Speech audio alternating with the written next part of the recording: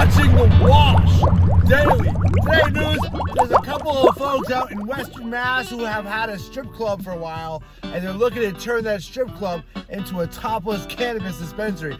Problem is, the folks have not been able to open their strip club since 2020, which kind of put a damper on their topless strip club plans. For a little while, they were talking about not going with the strip club model anymore, instead just having topless budtenders. And now they're still thinking of doing it, but they're focusing now on getting their strip club reopened since COVID-19 a couple years ago, and Club Castaway hasn't been able to open since. So hopefully they'll get their business back and they'll be able to figure out how to do their next endeavor with cannabis. You know, cannabis is actually very good for boobs. And, you know, moms who make milk even have the cannabinoid anandamine. So it kind of makes sense, I guess.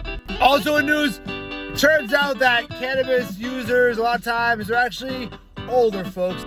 That the so-called generation of baby boomers are now the largest growing segment of cannabis users. A few years ago, only about 10 to 12% of people in the 60 to 80 year range were in support of cannabis or even use cannabis. Now the number is like 35 or 40%.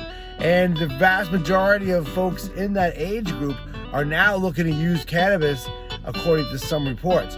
Now, people who grew up in that era are also folks who were in Vietnam era and the 60s and the free love and the hippie stuff.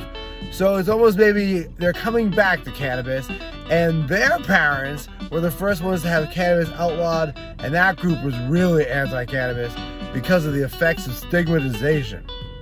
Also in news, good news for people who don't know how to do legal cannabis, the Wholesale Alcohol and Wine Group has stepped up and said, listen, federal government, we know how to do cannabis, we're alcohol.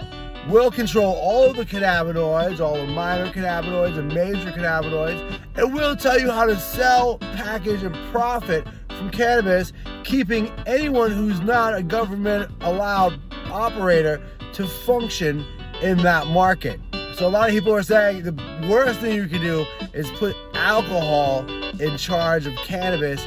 Alcohol and cannabis don't mix. People who like cannabis don't use alcohol too much, and people who like alcohol a lot don't use cannabis too much. And that's okay, but the point of the story is the alcohol lobby has no business dealing with the natural herb cannabis. Thanks for watching The Wash Daily.